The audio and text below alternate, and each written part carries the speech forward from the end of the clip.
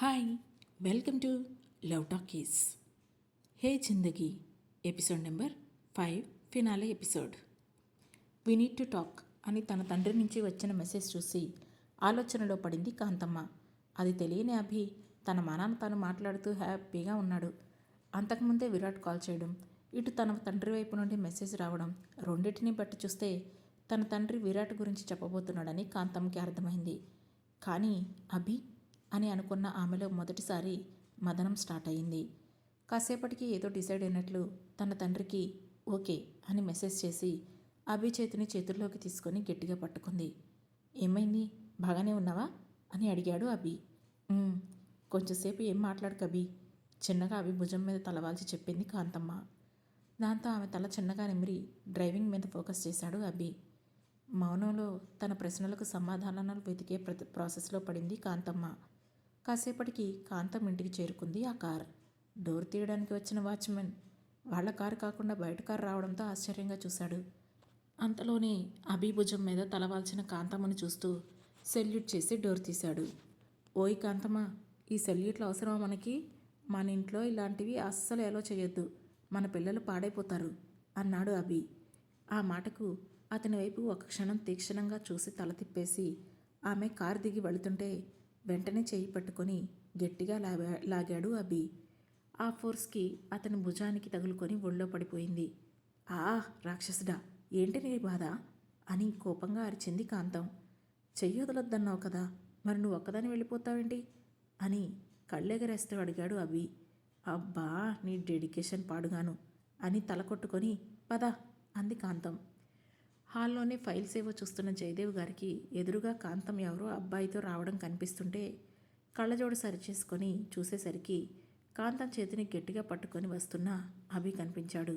ఓ, ఈ అబ్బాయా అనుకుంటూ వాళ్ళిద్దరి వైపే చూస్తున్నారు జయదేవ్.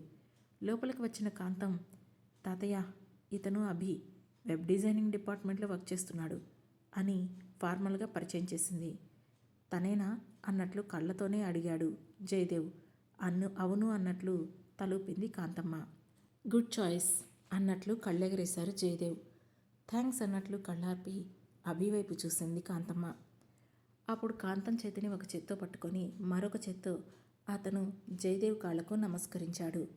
ఇంకొక చేత్తో అభి డొక్కలో పొడిచి ఇడియట్, ఏం చేస్తున్నావు అని అడిగింది కాంతమ్మ. నువ్వేం చేసినా నేను వదలను స్థిరంగా చెప్పాడు అభి. కర్మ అని తలకొట్టుకొని రండి తాతయ్య, భోజనం చేద్దాం అని అంది. పదండి అని ఫైల్స్ పక్కన పెట్టి నుంచుంటుంటే ఒక చేత్తో కాంతమ్మను పట్టుకొని ఇంకొక చేత్తో జయదేవ్ లేవడానికి హెల్ప్ చేశాడు అభి. ఆ తర్వాత ఆయన్ని చైర్లో కూర్చోబెట్టి ఎదురుగా కూర్చున్నాడు. అతని పక్కనే కాంతం కూడా కూర్చుంది. వాళ్లకు వడ్డించి దూరంగా నించున్నారు పనివాళ్ళు. తను చూసుకుంటానని చెప్పి వాళ్ళందరినీ కూడా భోజనానికి వెళ్ళమని చెప్పి పంపించేసింది కాంతం. కాంతం, నాకు నెయ్యి కావాలి, తీసుకురమ్మా అన్నారు జయదేవ్. సరే తాతయ్య అంటూ అభి చేతిని బలవంతంగా విడిపించుకొని లోపలికి లేచి వెళ్ళింది కాంతం. అప్పుడు జయదేవ్ నెమ్మదిగా అభి వైపు చూసి, నువ్వు నా మనవరాలను ప్రేమిస్తున్నావా అని సూటిగా అడిగారు. అవును అన్నట్లు తలూపాడు అభి. మీ ప్రేమ ఏంటో ఎలాంటిదో ఇవన్నీ నాకు అనవసరమైన విషయాలు, కానీ నేను నీకు చెప్పాల్సిన విషయాలు 2 ఉన్నాయి. నాకు ఈ బిజినెస్లో చూసుకోవడానికి నా వారసురాలు కాంతమే, కానీ తనకు నా ఆస్తితో సంబంధం లేదు. నాకు కొడుకు పుట్టినా వాడికొక కొడుకున్నాడు, కాంతం తమ్ముడు ఆదర్శ్, నా మనవడు. వాడే నా ఆస్తికి వారసుడు. నా ఆస్తిలో ప్రతి రూపాయి వాడికే చెల్లుతుంది. కాంతం కేవలం నా ఆస్తికి డెవలపర్ మాత్రమే, కానీ తనకు ఆస్తిని వాడుకునే హక్కు లేదు అని సూటిగా చెప్పారు జయదేవ్. ఇదంతా తనకెందుకు చెబుతున్నారో అభికి అర్థం కాలేదు. అందుకే అయితే ఏంటి అన్నట్లు చూశాడు అతని వైపు. నీకు తెలియాలి కదా యంగ్ మ్యాన్, కాంతం ఆస్తి మీద భర్తగా నీకు కూడా హక్కు ఉంటుంది అనుకుంటావేమోనని ముందుగానే చెబుతున్నాను అని సీరియస్గా చెప్పాడు జయదేవ్. సార్, ఇదంతా నేను చెబితే మీకు డ్రామాటిక్గానో లేదంటే ఏదో సినిమా కథలనో ఉంటుందేమో, కానీ నేను తనని ప్రేమించిన మొదలుపెట్టిన క్షణం తన దగ్గర ఎంత డబ్బుందో, తనెవరో ఇవేవీ నాకు తెలీదు. తను నా బాస్ అని తెలిసిన తర్వాత కూడా తన వ్యక్తిత్వం మీద ప్రేమ పెరిగింది, కానీ ఆస్తి గురించి నేను ఎప్పుడూ ఆలోచించలేదు. నా జీతంతో మేమిద్దరం ఇంతే దర్జాగా ఉండకపోవచ్చు, బట్ ఖచ్చితంగా హ్యాపీగా అయితే ఉంటాం. నా కాంతమ్మ కూడా డబ్బు మనిషి కాదు సార్. తను ఎలా అయినా ఎక్కడైనా అడ్జస్ట్ అయిపోతుంది. సో మీరు చెప్పినట్లు ఆస్తి మొత్తాన్ని వాళ్ళ తమ్ముడికి ఇచ్చేసినా కాంతంపై నా ప్రేమ ఇంచు కూడా తగ్గదు సరికదా, 100 రెట్లు పెరిగిపోతుంది అని చెప్పాడు అభి. దాదాపు 50 ఏళ్లుగా బిజినెస్లో ఎక్స్పీరియన్స్ ఉన్న జయదేవ్కి మనుషుల ముఖాన్ని చూస్తూ వాళ్ళు మాట్లాడే మాటలను అంచనా వేయడం అతనికి పెద్ద విషయమేమీ కాదు. అభి కళ్ళలోకి చూస్తున్న అతనికి నిజాయితీ కనిపించింది. దాంతో మనవరాలి సెలక్షన్ మీద గర్వంగా కూడా అనిపించింది. ఒక విషయం, తను నీ కాంతమ్మ కాదు, నా కాంతమ్మ అన్నారు జయదేవ్. ఆ మాటకు అభికి ఒక క్షణం ఏమీ అర్థం కాక అయోమయంగా అతని వైపు చూశాడు. అప్పుడు తలం పక్కకు తిప్పి ఎదురుగా ఫోటోలో ఉన్న అతని భార్యని చూపిస్తూ, తనే నా భార్య సూర్యకాంతం అని చెప్పారు జయదేవ్. ఓ, కాంతమ్మ మొత్తం ఆవిడ పోలికే కదా సార్ అని మెస్మరైజింగ్గా ఆ ఫోటో వైపు చూస్తూ అన్నాడు అభి.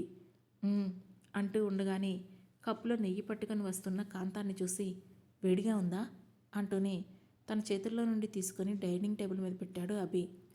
కాంతం కళ్ళు జయదేవ్ వైపు చూస్తూ ఉంటే సూపర్ అన్నట్లు చేతులు చూపించి, మనవడు అన్నారు పెదవులు కదిలిస్తూ. తాతయ్యకి అభి నచ్చాడనగానే సగం భారం వదిలేసి మొదటిసారి తన ప్రేమను ఎక్స్ప్రెస్ చేసే సందర్భం రావడంతో తన చేత్తో అభి చేతిని గట్టిగా ప్రేమతో చుట్టేసింది కాంతం. నా భోజనం అయింది, మీరు తినండి అని వాళ్లకు ప్రైవసీ ఇస్తూ అక్కడి నుండి లోపలికి వెళ్ళిపోయారు జయదేవ్. అప్పుడు అభి నెమ్మదిగా, కాంతమ్మ నీకు వంటొచ్చా అని తింటూనే అడిగాడు. ఇప్పుడు ఆ అసందర్భమైన ప్రశ్న ఎందుకు అన్నట్లు చూసి, ఏ అని అడిగింది కాంతం. నా జన్మకు నేనే వంట చేసుకోవాలా, ఇంకెవరైనా వండి పెట్టే ఛాన్స్ ఉందా అని, అంతే అన్నాడు నీరసంగా. నువ్వు అంత బాధపడక్కర్లేదులే, వంట నాకు బాగానే వచ్చు అని చిన్నగా చెప్పింది కాంతం. ఓ అని అంతలోనే ఏదో స్ట్రైక్ అయినట్లు, ఏయ్ కాంతమ్మ, ఇప్పుడు నువ్వేమన్నావు అని ఆశ్చర్యంగా అడిగాడు అభి. నేనేమన్నాను? నువ్వు వంట చేయడం వచ్చా అన్నావు, వచ్చు అని చెప్పాను, అంతే కదా అని సింపుల్గా చెప్పింది కాంతం. దొంగ ముఖం, ఎలా మాట మార్చేస్తుందో చూడు అని గుర్రును చూస్తూ తిట్టుకున్నాడు అభి.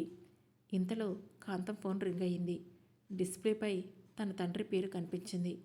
ఆల్మోస్ట్ 3 నెలల తర్వాత వాళ్ళ నాన్నగారి నుండి ఫోన్ వస్తుంటే ఈసారి ఎప్పటిలా ఆనందం కాకుండా మొదటిసారి ఆమెకు భయమేయడంతో పక్కనే ఉన్న అభి వైపు చూసింది.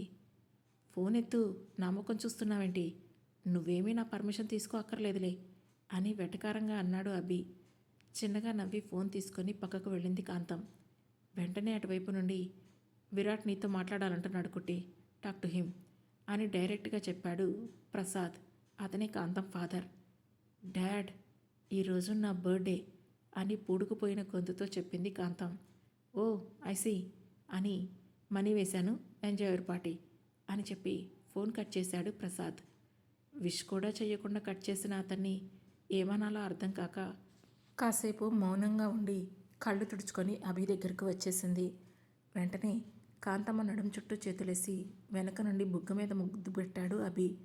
ముందుకు తిరిగి అభి కళ్ళలోకి చూస్తూ, నువ్వు నా చేయి వదిలేసావు అభి అంది కాంతమ్మ. వాట్ అంటూ ఆశ్చర్యపోవడం ఈసారి అభి వంతైంది.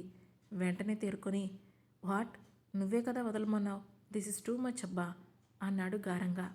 అవన్నీ నాకు తెలీదు, నువ్వు బెట్ కట్టినప్పుడు నేనేం చెప్తే అది చేస్తానని మాటిచ్చావు, సో చేయాల్సిందే అని బెట్టుగా అంది కాంతం. తప్పదుగా అని గొనుక్కుంటూ, సరే చెప్పు అన్నాడు అభి. అయితే పద, మనకు చాలా పనుంది అని అంది కాంతం.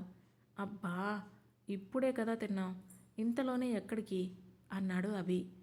ఒక్క 2 రోజులు నేనేం చెప్పినా కాదనకుండా చెయ్యి అభి ప్రేమగా అభి కళ్ళలోకి చూస్తూ అంది కాంతం.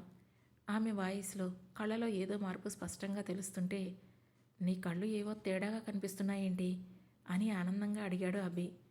పొద్దున్నే లెన్సెస్ మార్చానులే అని వెటకారంగా చెప్పి అభిని అక్కడి నుంచి లాక్కెళ్ళింది. కారును వాళ్ళు కొత్తగా స్టార్ట్ చేసిన అడ్వర్టైజ్మెంట్ ఏజెన్సీ వైపు తీసుకెళ్లమని అభికి చెప్పి ఫోన్లో ఎవరికో మెసేజెస్ చేస్తూ కూర్చుంది. కాసేపటికి కాంతంను అక్కడ డ్రాప్ చేసి, ఇక నేను ఈ ఆఫీస్కి వెళ్తాను, మళ్ళీ నీ వర్క్ అయిపోయాక కాల్ చెయ్యి, వచ్చి పిక్ చేసుకుంటా అన్నాడు అభి. అవసరం లేదు, లోపలికి వెళ్దాం పదా అంది కాంతం. ఓ ఓకే అని కాంతంతో పాటు లోపలికి వెళ్ళాడు అభి.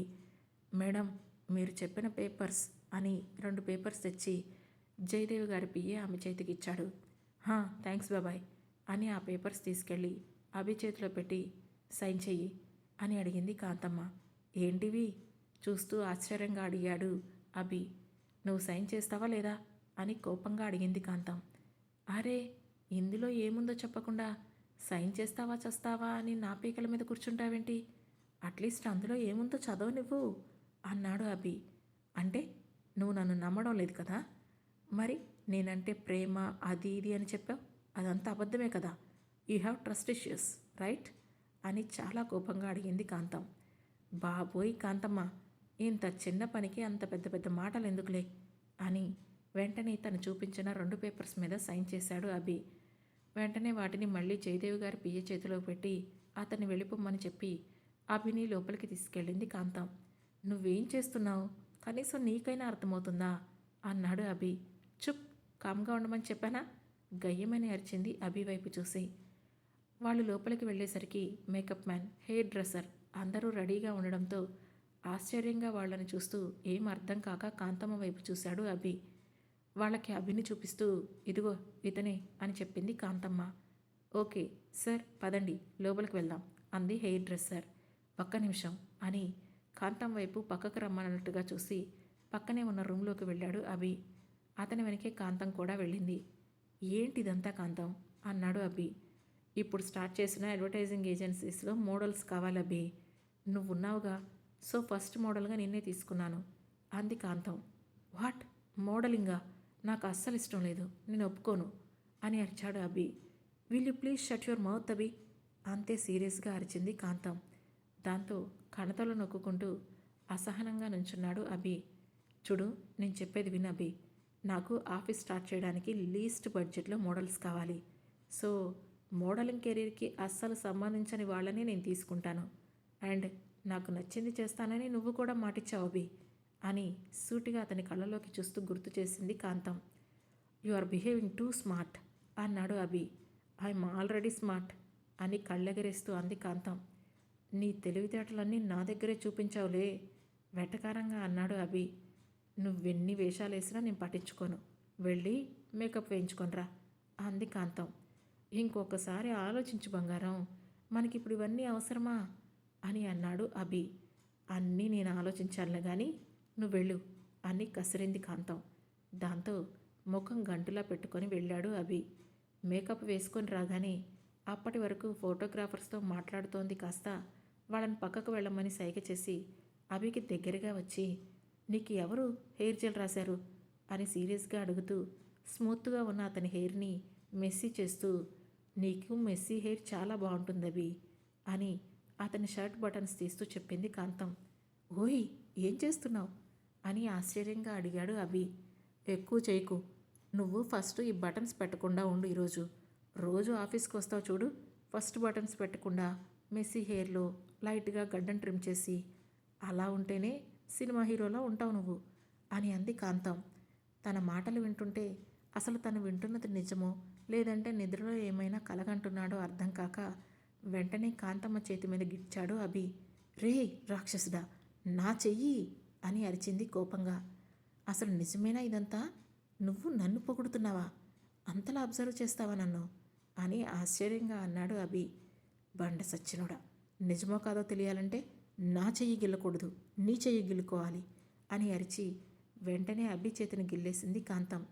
ఇంతలో మేడం, షూట్కి రెడీగా ఉన్నాయన్నీ అంటూ ఆ రూమ్ డోర్ కొట్టాడు మేనేజర్. ఆల్ ది బెస్ట్ అభి అని హక్ చేసుకొని మరీ చెప్పింది కాంతమ్మ.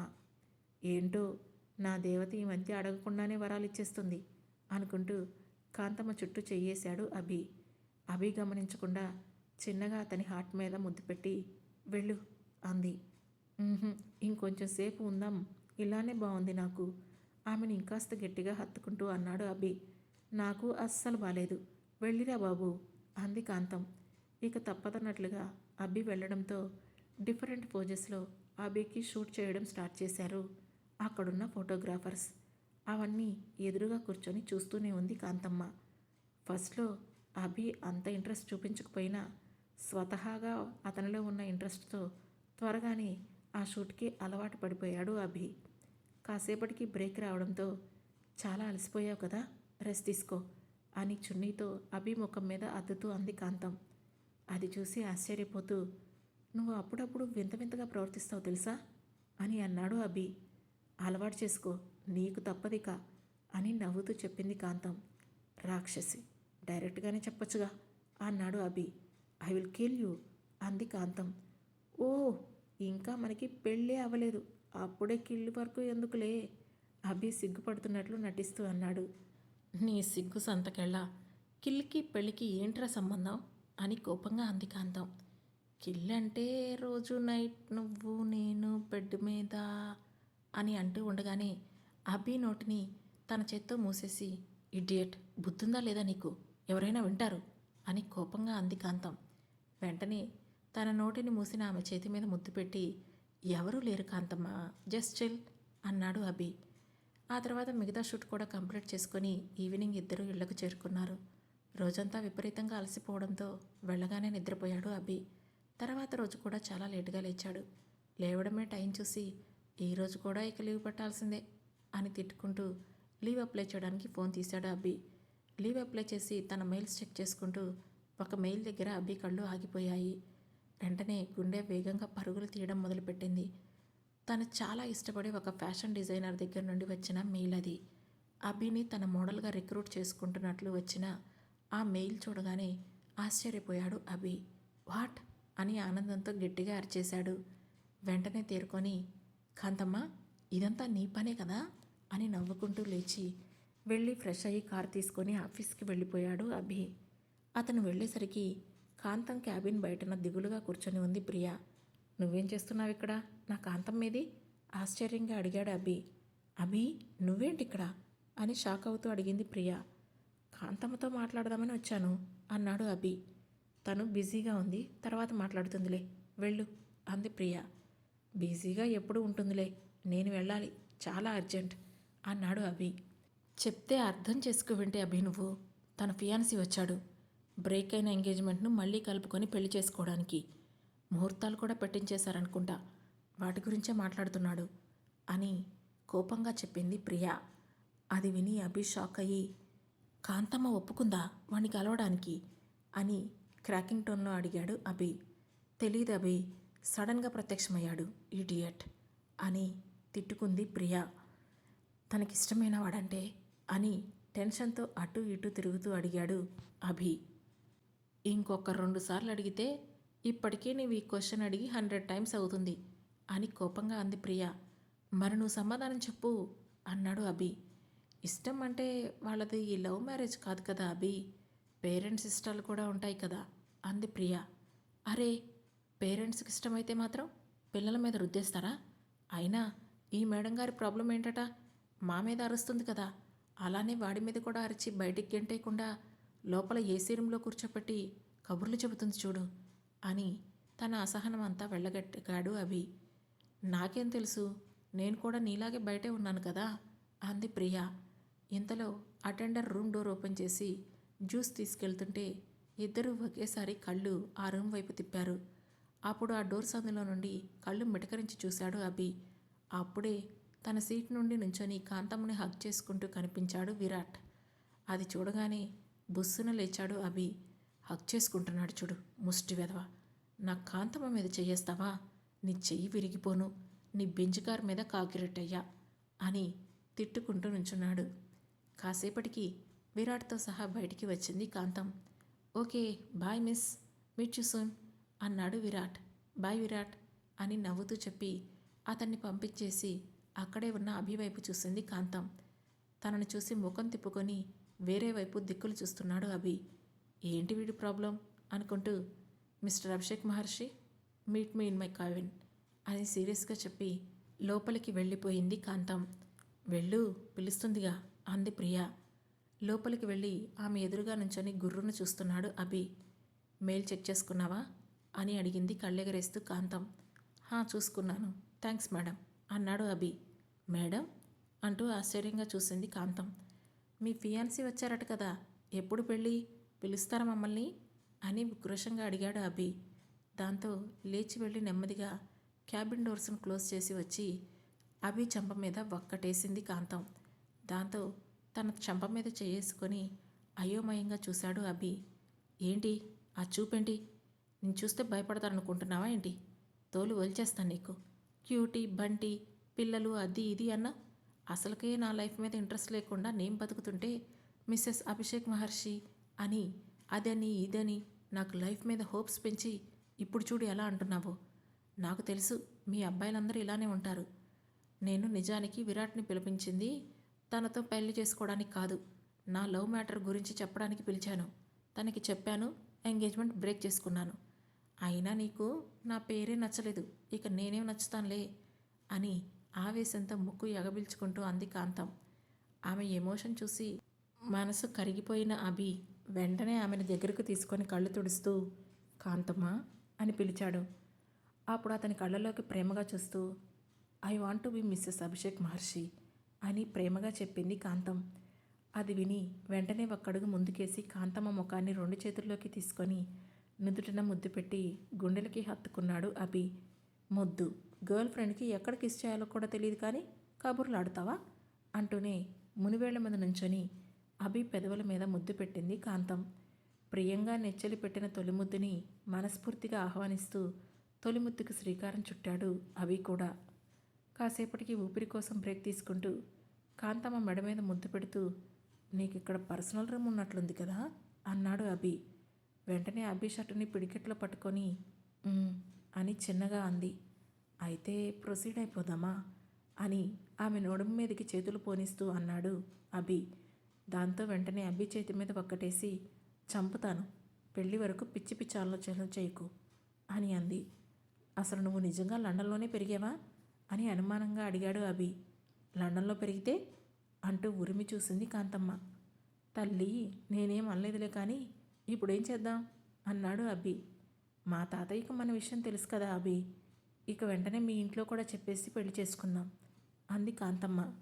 మరి మీ అమ్మ నాన్న అని అడిగాడు అభి. వాళ్ళకి నా గురించి పట్టించుకునే తీరిక లేదులే, నేను కేవలం ఆన్సర్ చేయాల్సింది మా తాతయ్యకి మాత్రమే అని అంటూ అభి గుండెల మీద తలవాల్చింది కాంతమ్మ. ఆమె తల నిమురుతూ అంతేనా అన్నాడు అభి. అంది కాంతం. అయితే పద వెంటనే మా ఇంట్లో చెప్దాం అన్నాడు అభి.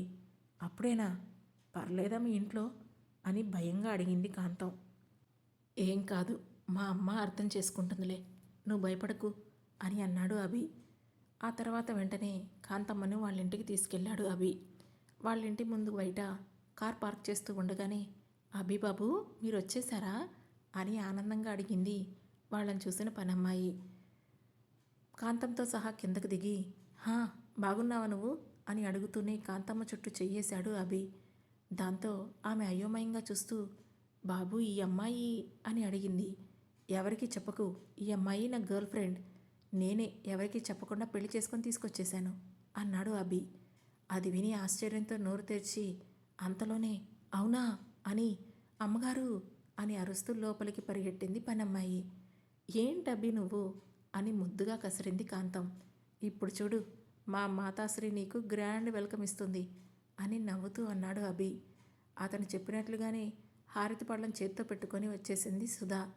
కాంతమ్మకి అభికి కలిపి దిష్టి తీసి లోపలికి రమ్మని చెప్పి లోపలికి వెళ్ళింది. ఆవిడ ప్రవర్తనకు షాక్ అయింది కాంతమ్మ.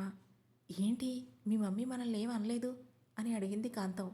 ఎందుకంత ఆత్రం, చూస్తావుగా వెయిట్ అన్నాడు అభి. ఆ మరుక్షణంలోనే సుధా వచ్చి వాళ్ళ ఎదురుగా నుంచొని ఈ అమ్మాయి మీ బాస్ కదా, నువ్వు ప్రేమించానని చెప్పింది ఆమెనేనా, అసలు తనకి నువ్వంటే ఇష్టమేనా అని ఆశ్చర్యంగా ప్రశ్నలు ఎక్కుపెట్టింది సుధా. సుధా మాటల ఫ్లోని కట్ చేస్తూ తనకిప్పుడు 3వ నెల అన్నాడు అభి. సంతోషం, ఇంకొక 2 నెలలాగి శ్రీమంతం కూడా చేసేద్దాంలే వెటకారంగా అంది సుధా. ఆ మాటకు కంగారు పడి ఏంటభి నువ్వు అని అంటి కసిరి ఆంటీ అలాంటిదేం లేదు అని కంగారుగా చెప్పింది కాంతం. హహ నాకు తెలుసమ్మా, నువ్వు వాడి ఆఫీస్కి బాస్గా మారి 2 నెలలు కూడా అవ్వకుండానే నీకు 3వ నెల ఎలా వస్తుంది, కనీసం అబద్ధం కూడా చెప్పడం రాదు వీడికి అని అభి మీద ఒక్కటేసింది సుధా. మేమిద్దరం ప్రేమించుకున్నాం, మీకు ఇష్టమైతే పెళ్లి చేసుకుందాం అనుకుంటున్నాం అని చెప్పింది కాంతం. అస్సలు ఇష్టం లేదు అని మూతి విరుస్తూ చెప్పింది సుధా. ఆ మాటకు అయోమయంగా అభి వైపు చూసింది కాంతం. అమ్మా అన్నాడు అభి. అవునరా, నాకు కోడలేమీ అక్కర్లేదు, కూతురు కావాలి. నాతో కలిసి అల్లరి చేయాలి. తన సంతోషాలు బాధలు అన్నీ నాతో పంచుకోవాలి. వాళ్ళ అమ్మతో ఎలా ఉంటుందో తను నాతోనూ అలానే ఉండాలి. ఇవన్నీ నా రూల్స్. నువ్వు ఒప్పుకుంటేనే నేను కూడా నిన్ను కోడలిగా ఒప్పుకుంటాను అని కళ్ళెగరేస్తూ చెప్పింది సుధా. ఆ మాటలు వింటూనే ఆవిడను హత్తుకొని ఉండిపోయింది కాంతం. కాంతం వెన్ను మీద నిమురుతూ, నాకు తెలుసు నీకు కూడా వాడంటే ఇష్టమే అని. ఆ రోజు వాడిని ఇంటి దగ్గర దించేసి దూరంగా కారు పార్క్ చేసి వాడు లోపలికి వచ్చేంత వరకు చూస్తూ అక్కడే నుంచున్నావు కదా, అప్పుడే అనుకున్నాను. కానీ ఆ సంగతి మీ ఇద్దరు చూసుకుంటూనే బాగుంటుందిలే అని నేను ఇన్వాల్వ్ అవ్వలేదు అని చెప్పింది సుధా. మరి అంకుల్ అని అడిగింది కాంతం. ఆయనకి కూడా ఎప్పుడో చెప్పేశాను, మా ఇద్దరికీ ఏ ప్రాబ్లం లేదు, మీ ఇద్దరూ హ్యాపీగా ఉంటే చాలు. కాంతం నుదుటిన ముద్దు పెడుతూ చెప్పింది సుధా. మాటల్లోనే అభి వాళ్ళ నాన్నగారు కూడా రావడంతో ఆయన్ని కూడా పలకరించి విషయం చెప్పింది కాంతం. అతను కూడా ఒప్పుకోవడంతో వాళ్ళ పెళ్ళికి గ్రీన్ సిగ్నల్ వచ్చేసింది. జయదేవ్ గారికి ఫోన్ చేసి విషయం చెప్పి, తాతయ్య డాడీకి విషయం చెప్పారా అని లోగొంతుకుతో అడిగింది కాంతమ్మ. చెప్పాను, వాడేమీ ఒప్పుకోవడం లేదు. ఇక మీదట నీకు వాడికి రిలేషన్స్ ఉండవని తెగేసి చెబుతున్నాడు అన్నాడు జయదేవ్. ఆ మాటతో కాంతం సైలెంట్ అయింది. పెళ్ళైతే వాడే మారతాళ్లే, నువ్వేం భయపడకు అన్నారు జయదేవ్. అంది కాంతం. ముహూర్తాలు చూడమని చెప్పు తల్లి, వాళ్ళకి ఎలా ఇష్టమైతే అలానే పెళ్లి చేస్తాను అన్నారు జయదేవ్. ఆంటీతో మాట్లాడండి అంటూ ఫోన్ తీసుకెళ్ళి సుధాకిచ్చింది కాంతం. అసలు పెళ్ళి మేమే చేస్తాం బాబాయ్ గారు. మా ఇంటికి మీరు మహాలక్ష్మిని ఇస్తున్నప్పుడు మర్యాదగా గౌరవంగా తీసుకెళ్లాల్సిన బాధ్యత మాదే కదా. మీరు అవన్నీ మర్చిపోండి. వాళ్ళకి ఎలా ఇష్టమైతే అలా నేనే దగ్గరుండి చేయిస్తాను. మీరు మాత్రం కాలేజ్ కుర్రాడిలా హ్యాపీగా ఎంజాయ్ చేయాలి పెళ్లిలో అని చెప్పింది సుధా. వాళ్ళ మాటలతో తనలో ఉన్న కొద్దిపాటి భయం కూడా పోవడంతో మనస్ఫూర్తిగా తలూపి ఫోన్ కట్టేశారు జయదేవ్. ఇప్పుడు చెప్పండి, ఎక్కడ పెళ్లి చేసుకుందాం అనుకుంటున్నారు మీ పెళ్ళి అని అడిగింది Sudha. Ross Hills church, Goa అని చెప్పాడు అభి వెంటనే. అది విని సిగ్గుతో తన చెంపలు కెంపులుగా మారుతుంటే అభి చేతిని ప్రేమతో చుట్టేసింది కాంతం. అలా మన సూర్యకాంతం అభిల ప్రేమ కథ కంచికి సారీ గోవాలో మొదలై చివరికి గోవాలోని చర్చిలోకే చేరుకుంది. ఈ కథ ఇంతటితో సమాప్తం. మీరు విన్న ఈ షార్ట్ స్టోరీ మీకు ఎలా అనిపించిందో మీ కామెంట్స్ రూపంలో తెలియజేయండి. అలానే ఇలాంటి మరిన్ని కథల కోసం వెంటనే మన లవ్ టాకీస్ ఛానల్ను సబ్స్క్రైబ్ చేసుకొని లైక్, షేర్, కామెంట్ కూడా చేసి హై పాయింట్స్ కూడా ఇస్తూ మమ్మల్ని సపోర్ట్ చేయండి. Thanks for watching.